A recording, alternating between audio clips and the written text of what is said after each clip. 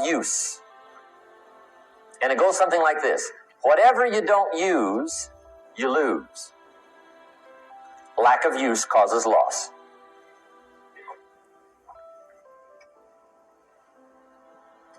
On this planet, maybe not the next one, but on this one, if you tie your arm to your body, leave it there long enough, you'll never use it again. It's over for the arm. Now, it may not be over, but it's over for the arm. The only way to keep the use of this arm is what? Keep using it. If you quit, you lose automatically. They don't bring it up for a vote. You lose automatically when you quit. Now, the same thing that goes for your arm goes for your brain, mentality. The same thing goes for all the human virtues. Ambition, unused, declines. Strong feelings, unused, diminish. It doesn't grow, it diminishes. Faith, unused, decreases. It's a law. Vitality, unused, diminishes. Energy, unused, decreases. The guy says, well, I'm going to save up my energy. You can't do that. That's like trying to save today, put it on the end of the year. See, you can't do that. They'll come take you away. If you don't use today, what? It's lost. The guy says, well, I'll work twice as hard tomorrow to make up for it. See, that's foolish. You could have done that anyway. Today unused is lost. A talent unused is lost. An ability unused is lost. So here's one of the key expressions of the evening. Take a new inventory of yourself. Starting tomorrow, new project. Take a new inventory. And make sure that all of your talent and ability and mentality and ingenuity and vitality and strong feelings, faith, courage, make sure that all you've got's being used. Otherwise, you lose. Now, one of the best illustrations of the law of use is a Bible story called The Parable of the Talents. The Talents story. Interesting story if you haven't read it in a while. Just review it. It's a good story. An ancient story. It says there was a master with 3 servants.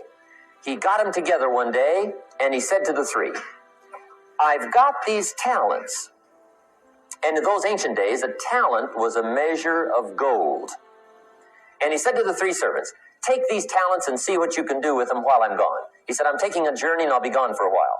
When I come back, we'll get together, go over the book, see how you did. He said, here's 5 of these talents for you.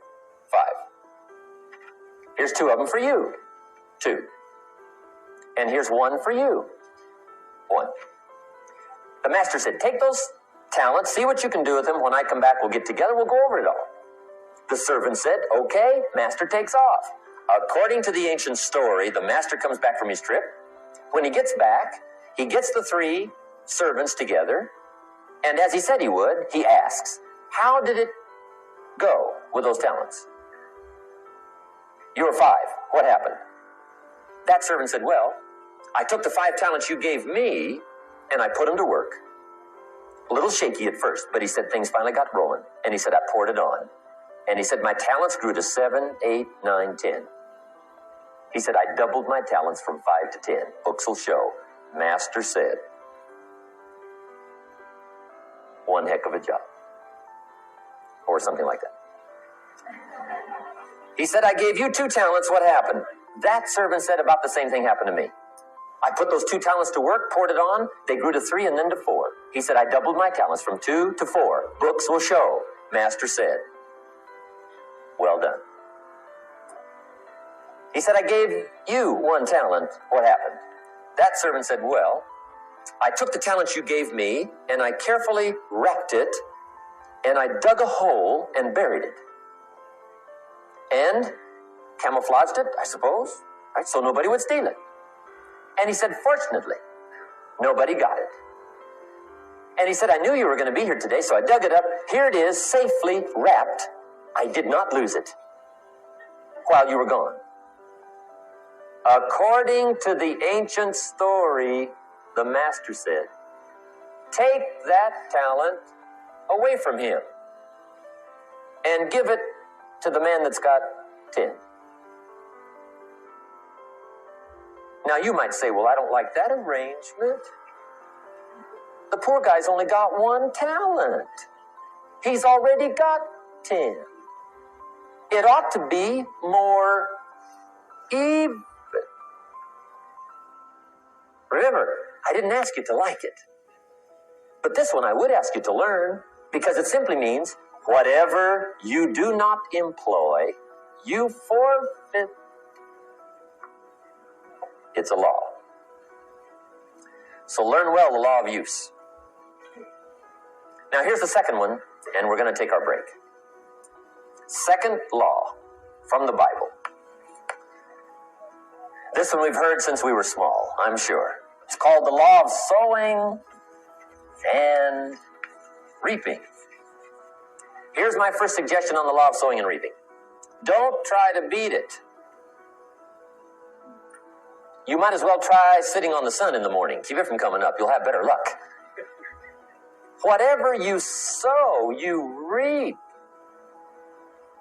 Now, for a fair share of my life, I'm a bit mixed up on how all this applies. Among a lot of things I was mixed up on. I knew I wasn't reaping too good. That I understood. My problem was I was confused about what was causing it. Remember me with the funny list? I thought those are the reasons why it isn't working out well. And then Mr. Schoaf gave me the clue that helped me figure it all out. He said, Mr. Rohn, I have another answer for you. There's another way to quote this law that'll show you where the problem is so you can go to work on it right away. All you need to know is where the problem is, then you can go to work on it. So he quoted me the law another way, and I found out what my problem was. Here's the way you quote the law. Whatever you reap is what you've sown. Now I knew what my problem was. Whatever you reap is what you've sown. If you don't like the crop, who do you look up? Answer, whoever planted it. And where do you find who planted your crop? Answer, in the mirror. What I finally learned to do come fall was to go to the mirror. That's where you go. And if necessary, you say, a few skinny carrots? I got to be unimpressed. Where were you last spring? Asleep? Didn't you read the books? Did you break your hoe? 7 points to sowing and reaping. Here's part of the philosophy that really helped me to make some changes in life direction. Number one, the law of sowing and reaping is negative. That's number one, which simply means if you sow bad, you reap bad. Now, this is kind of third grade, but it doesn't hurt to go over the basics. If you plant thistle seeds, you don't get pumpkins. Honest, no use looking for pumpkins. John says, how come no pumpkins? Come on, John. The law's negative. That's how come. Now, here's number two. The law is positive. Which simply means if you sow good, you reap good. If you plant pumpkin seeds, you don't get thistles. Not from pumpkin seeds. Mother Nature won't pull tricks on you over in the corner snickering and pushing new thistles and you planting pumpkin seeds. She won't do that. You will get pumpkins from pumpkin seeds, and the reason is because the law is positive. Now, here's number three. I got excited when I found out the full dimension of this. See, you do not reap what you sow, but rather, you always reap much more than what you sow. So the third key word is more. You don't get back what you put out. You get back much more than what you put out. And it works both positive and negative. On the negative side, it said, if you sow to the wind, you reap the whirlwind. So you got to get ready for that, or you will be naive. See, anybody can, whether you will or not. See, that's the question. And here's a good question to ask. We are all buying somebody's plan. The question is, whose? Who's got you talked into doing what you're doing? Who's got you talked into your present plan?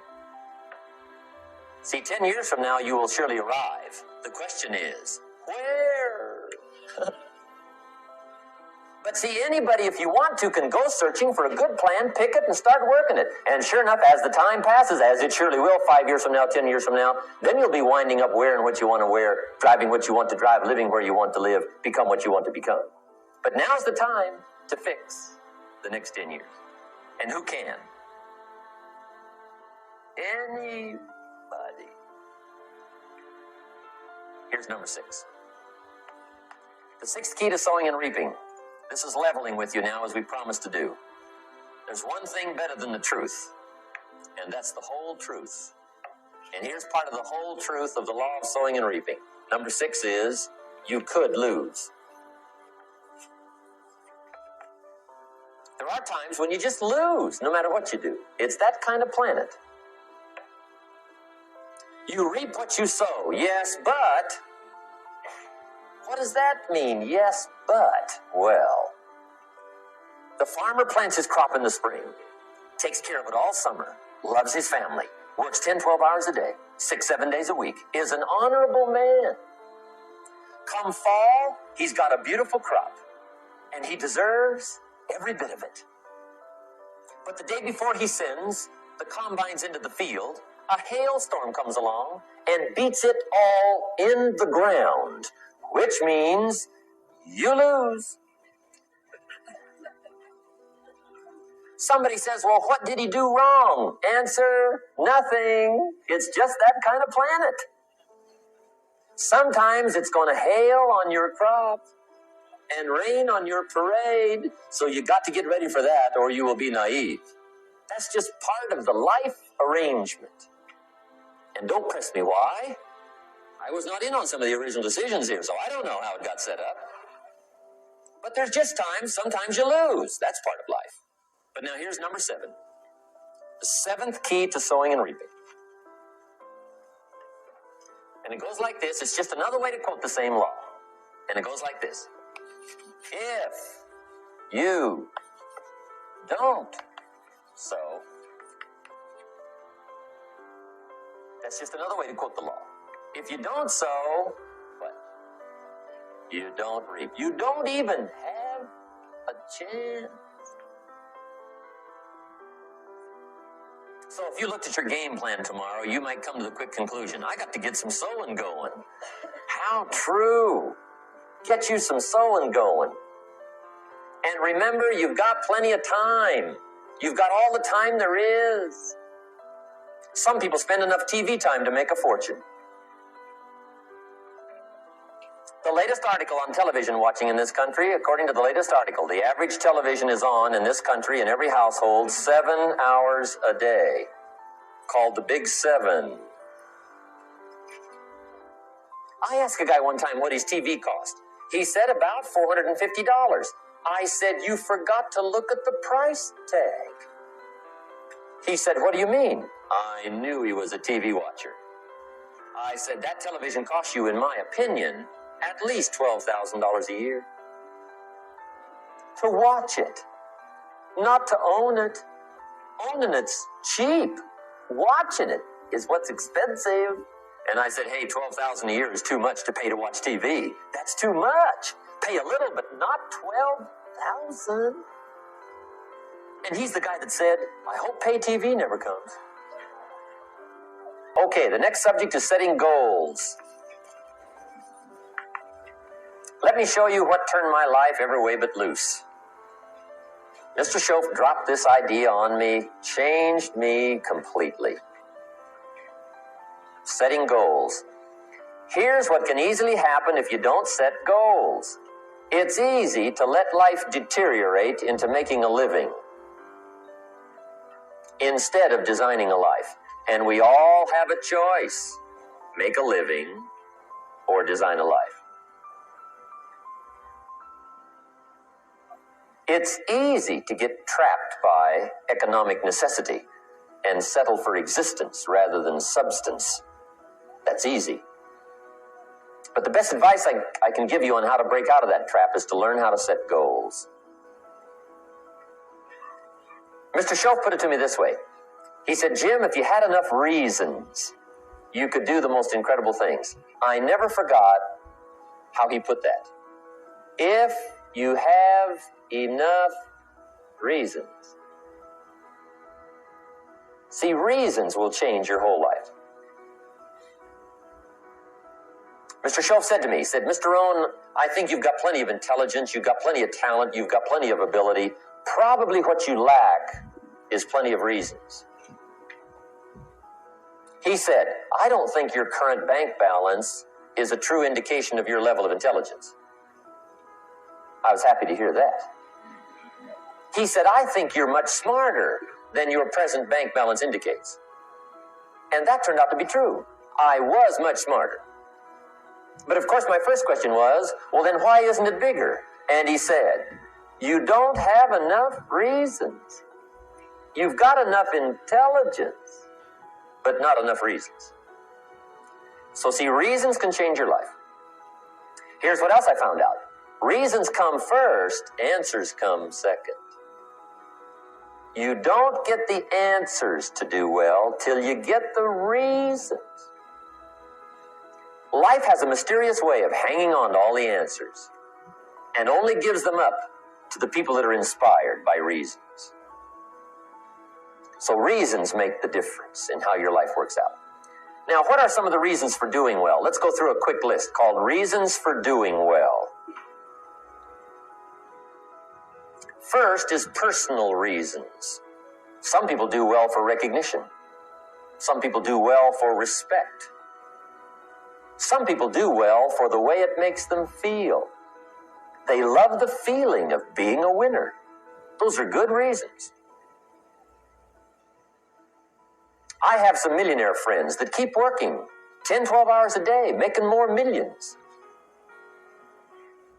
And it's not because they need the money. It's because they need the joy and the satisfaction and the pleasure that comes from being a constant winner. And see, it's not just the money anyway. It's the journey, not the money. Once in a while, somebody says to me, boy, if I had $1 million, I'd never work another day in my life. That's probably why the good Lord sees to it they don't get their million, right? They'd quit. They'd quit. Okay. Next is family reasons. Some people do extremely well for other people, and that's powerful. Human beings can greatly affect each other. Sometimes we will do things for somebody else we will not do for ourselves. We're made that way.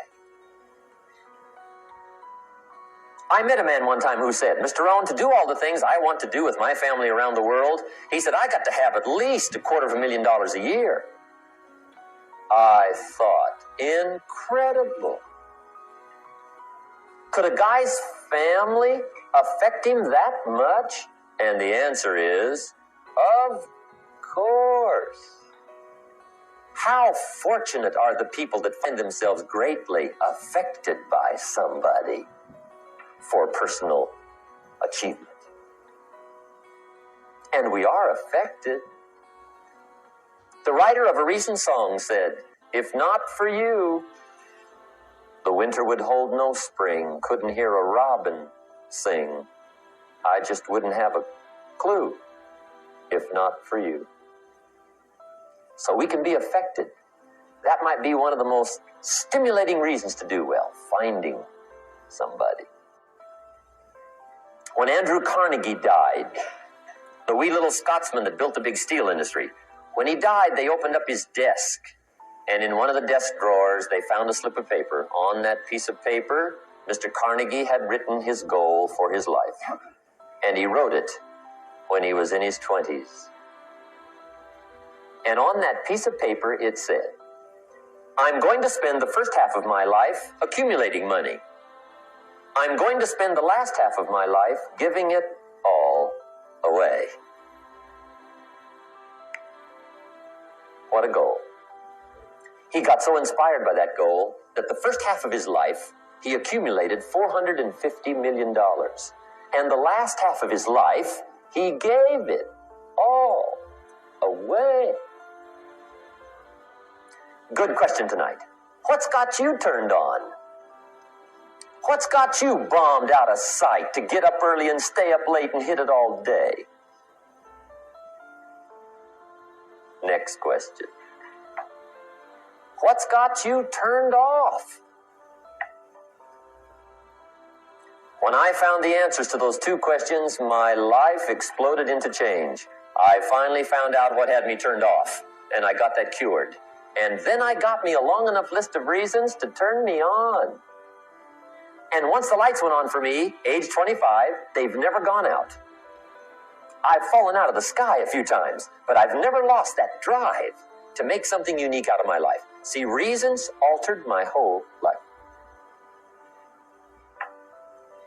Now, there's another list of reasons called nitty-gritty. Hard little reasons. Sometimes those little reasons are the most powerful reasons that can change your life. Sometimes it doesn't take much. I now carry several $100s in my money clip. It's only a few $100s, but it was one of those reasons turned my life around. Just before I met Mr. Schoaf, I heard a knock at the door. I go to the door, and there's a little girl standing there about this tall selling Girl Scout cookies. And she gave me one of the finest sales presentations I've ever heard. Special deal, several flavors, this whole package of stuff, $2.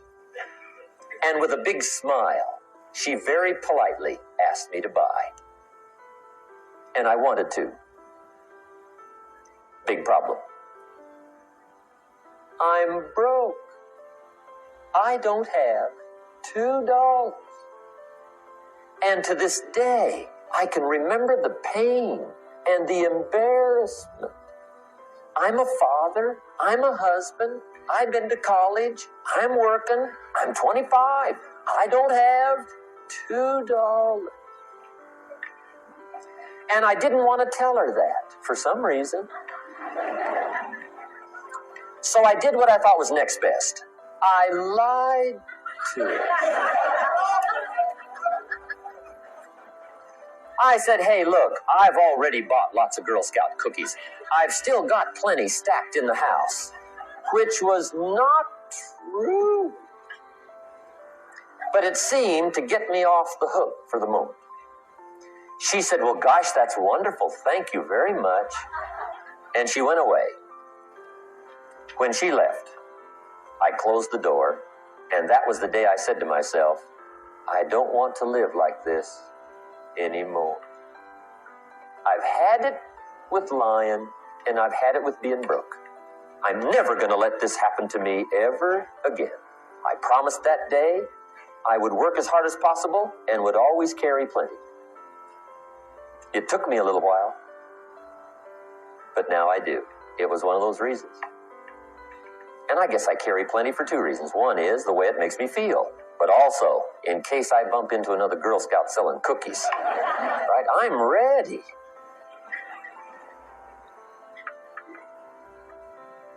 I walked out of the Bank of America one time up in Saratoga, California, where I used to live. Two little girls selling candy right outside the bank. Good place. Like some girls' organization they're working for, right? I come walking out of the bank. This first little girl walks up to me. She said, Mister, would you like to buy some candy? I said, I probably would. What kind is it? She said, it's almond roca. I said, my gosh, that's my favorite. She said, wonderful. I said, how much is it? She said, it's just $2.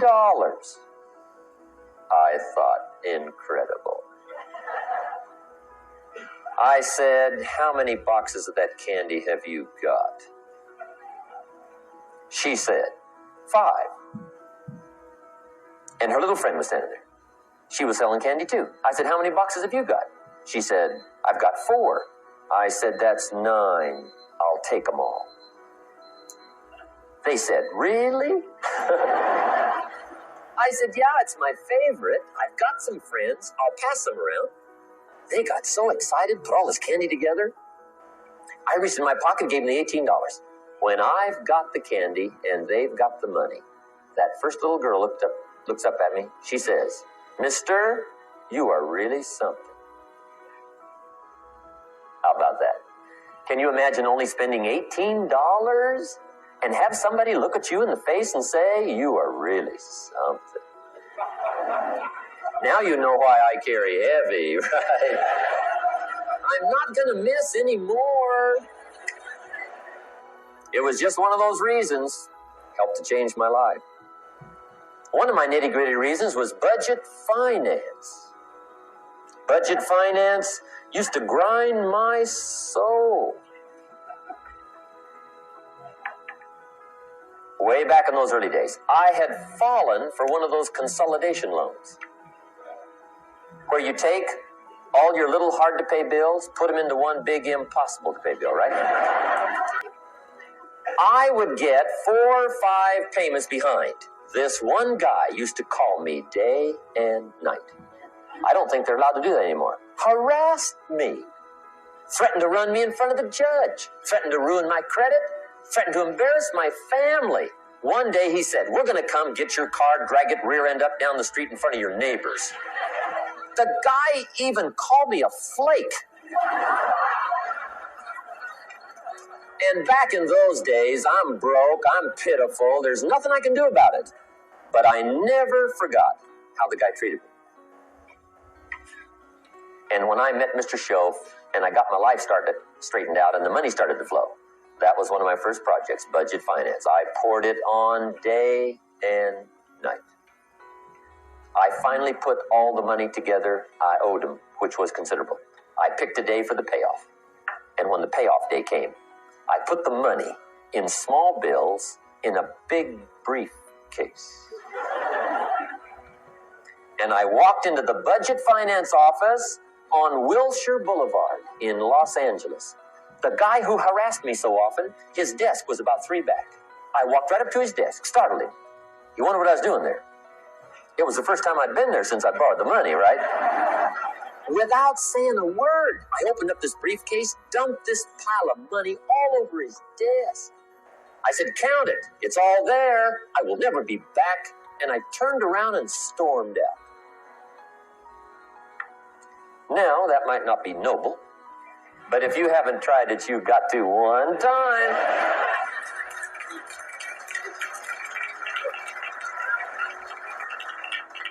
It can be the day that turns your life around. All you need is a reason that turns you on.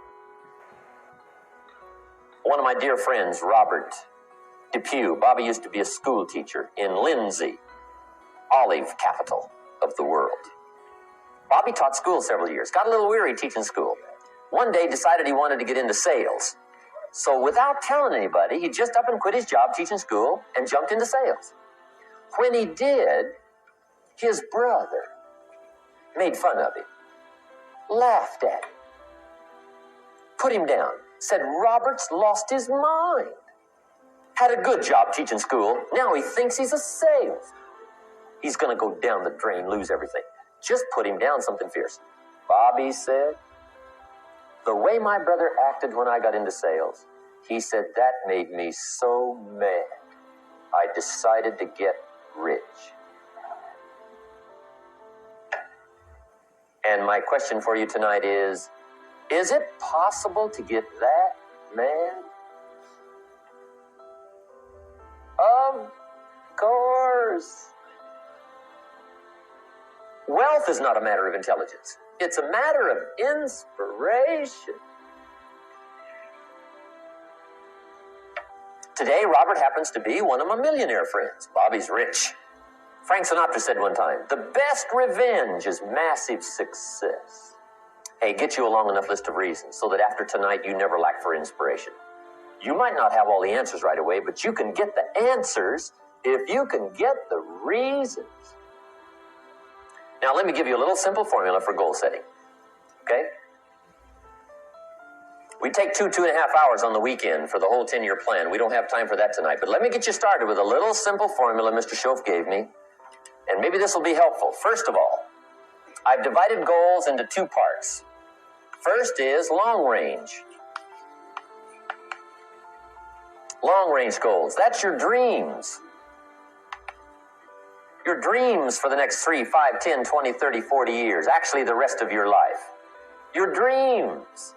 You've got to keep dreaming. Ronald Reagan, president, said to the joint session of Congress a few weeks ago, "The Republic is a dream. And if we don't keep dreaming, we will lose the Republic." Your better future is a dream for yourself and for your family. Where do you want to go? What do you want to do? What do you want to be? What do you want to see? You've got to dream dreams. There's a Bible phrase that says, without dreams and visions, people perish. You've got to have something to go for that inspires the heart and the soul. Dreams. From the children of Sanchez, it says, take the crumbs from starving soldiers, they won't die. Take the bread from hungry children, they won't cry. But without dreams, we all will die. You've got to dream. Don't lose your dreams. For yourself, for your future, for your family. The dreams of love and enterprise and travel and doing things. Becoming something unique on your journey here. Don't lose your dreams. Do some dreaming. That's long-range goals. You've got to have those. So that's number 1. Here's the second part of goals, short range. Short-range goals. That's your goals for tomorrow, this week, this month, this year, the immediate future. We call these confidence builders. Because if you set up something short-range, go for it, get it, latch onto it, work hard, accomplish it. That starts building your strong feelings to go for your dreams. Now, I've divided goals into 3 categories. Here they are. Number 1 is economic. That's your goals for money, income, business, profits, production. Economics. Make sure you've got your economics well planned. Economics plays a major role in everybody's life. Economics is major, which means it ought to be meticulously well planned for tomorrow, this week, this month, this year, long range. What if you asked somebody tomorrow if you could see their meticulously well-planned list of economic goals? What would they probably say? They'd say, you some kind of a nut? You must be weird. Hey, I found out what success is. Success is doing what the failures won't do. Make sure you've got your economics well planned. It'll put you in the top 5%. One of the key little subjects we talk about on the weekend is the 7 fundamentals for wealth and happiness. And that's one of them, well-planned economics. It's a fundamental if you want to do well. Join the top 5%. Anybody in this room can join the top 5%, if you will. Now here's the second category of goals, things. Make a list of the things you want. And on my list of things, now I put everything. Little things as well as major things. Doesn't matter how small it is, it goes on my list. I used to just put major things, cars, homes. I don't do that anymore. I now load my list with everything. Everything. And the reason is, part of the fun of having a list is checking it off. That's it. Boy, at the end of the day, if you can go, got it, whatever it is, right? You get into the habit. So load up your list, the things you want. Now, when you check off something major, celebrate. That's an important point to make. Celebrate your achievements. Live it up. Have a party when you reach something you've worked for a while. See, we all grow from 2 experiences. One is called the pain of losing. The other one is called the joy of winning. We need both of them. Amplify them as much as you can, which also means make losing painful. If you set up something, fooled around, didn't get it, put it on yourself. On the other side, if you did get it, congratulate yourself. Self-congratulations is a sign of maturity. Seeking congratulations is a sign of immaturity. But hey, winning and losing, see, that's what it's all about. That's the name of the game. Now, some people lead such mediocre lives, at the end of the day, they don't know whether they're winning or losing. They got no clue. Guy's just going through the day with his fingers crossed. There's a better way. Okay, here's the third category of goals: personal development. Put those goals together. Personal development goals. That's your goals to be stronger, more decisive, be a speaker, be a leader, learn a language, all kinds of skills. Okay. The whole weekend seminar was designed to improve all your skills so that you walk away more skillful. And that's what you want, the personal development skills. That's what attracts, that's what brings good things to your life, the person you become, more skillful. Now, this is quite a package to work on. Economics, things, personal development. For tomorrow, this week, this month, this year, long range. Okay, that'll get you started. Now, here's the simple formula for setting goals. It goes like this. A, work on your goals. That's step one. Work on them. And I put the word work there deliberately. Setting goals is plain hard work. I don't want to kid you. We haven't come here tonight to kid each other. It's work. I know it's work. That's why a lot of people just let it slide. It's work. Many people work hard on their job, but they don't work hard on their future. They just let that slide. And the work involved is making plans. I know most people don't. I understand that, but don't let that be you. Guy says, well, yeah, you work where I work, but the time you struggle home, it's late. You got to eat a bite of supper, watch a little TV, get to bed. You can't sit up half the night. Plan. And the guys behind. Good worker, hard worker, sincere. But you got to be better than sincere. Working hard. You got to be better than a good worker. You got to be a good planner.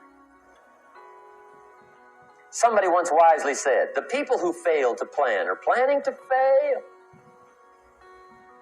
Well said.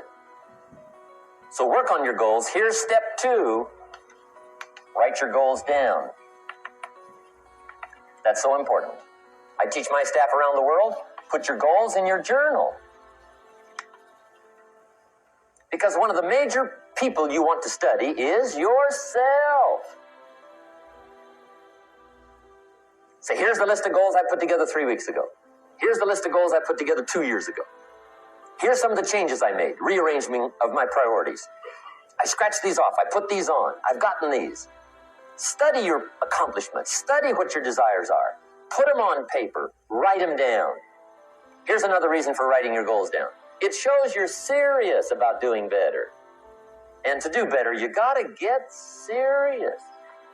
You don't have to be grim, but you must be serious.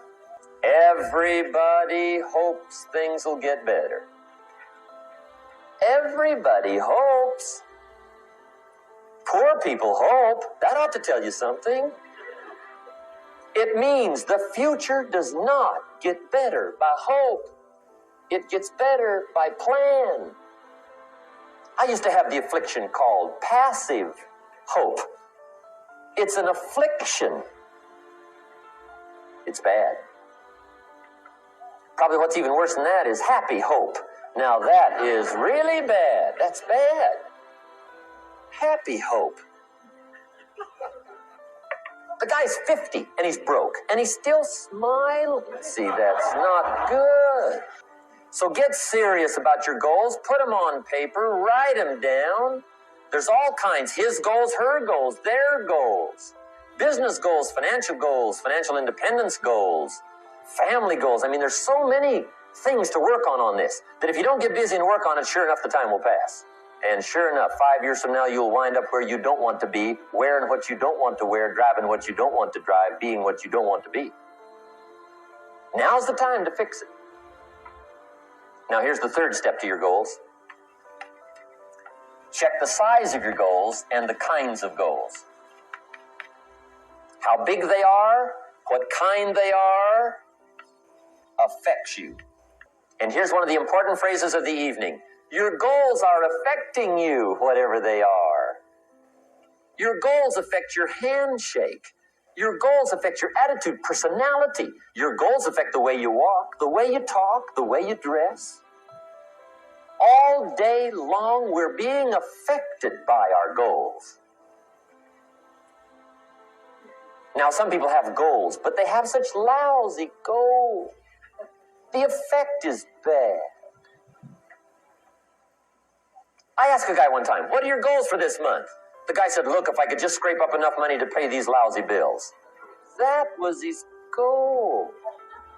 I'm not saying it isn't a goal. It's a goal, but it's such a lousy goal, the effect is bad.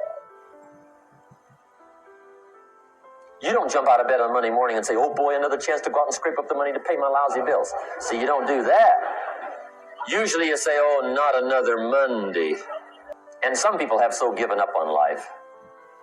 They have joined the thank God it's Friday club. How sad. Surely those are the same people, when life is over for them, will say, thank God it's over. Let me give you a Bible philosophy that teaches how to get whatever you want. That's the title of the next set of notes. How to get whatever you want. From the Bible. Now again, I'm an amateur when it comes to the Bible. I'm not a pro. But this I can quote, and I think that'll be sufficient. How to get whatever you want. Here's what it says if you're ready. It says, ask. If there's one art in life to learn extremely well, that's got to be one of them. The art of asking. What does ask mean? Ask means, what do you want?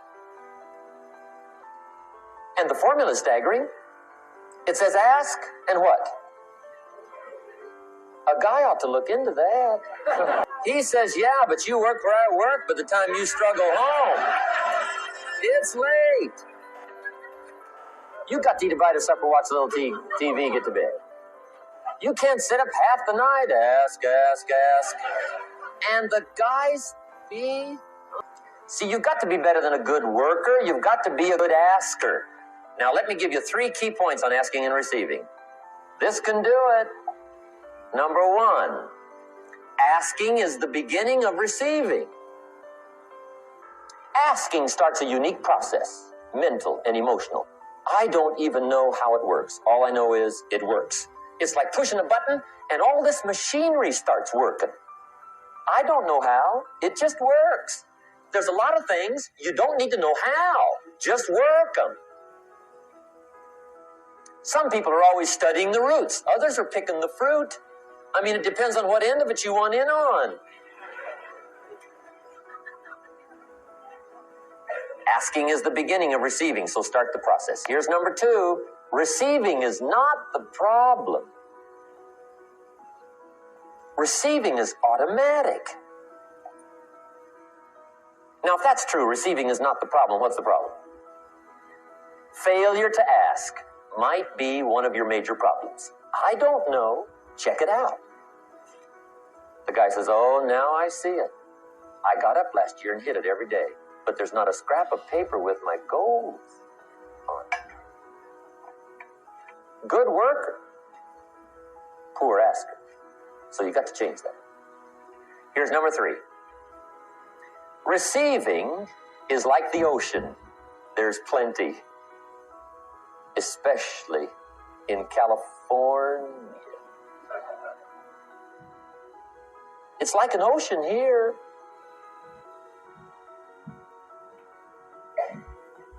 Success is not in short supply. It isn't rationed, and you stepped up to the window and it was all gone. No. It's like an ocean here. Now, if that's true, what's the problem? Well, some people go to the ocean with a teaspoon. Have you got the picture? See, what you want to do in view of the size of the ocean is trade your teaspoon for at least a bucket. And you'll look better down at the ocean. Kids won't make fun of you, right? Okay. Now, there's 2 ways to ask, and we'll wrap up goal setting. 2 ways. Here's number 1. Ask with intelligence. It didn't say ask intelligently, but I'm sure it meant that. Don't mumble. You don't get anything by mumbling. Be clear. Be specific. Intelligent asking means how wide, how high, how soon, when, what size, what color, how much. Define what you want and describe what you want. That's powerful. In the weekend seminar we teach, goals become like a magnet. They pull you that direction. And the better you describe them, the more they pull. So ask intelligently. Here's number 2. Ask with faith. That's the childish part of the equation. Believe you can get what you want like a child. Not an adult. Adults are too skeptical. So the formula really reads, make plans like an adult and believe in them like a child. And the most incredible things will happen. Just try it for 90 days. Just try it. You can always go back to the old ways. Just try it.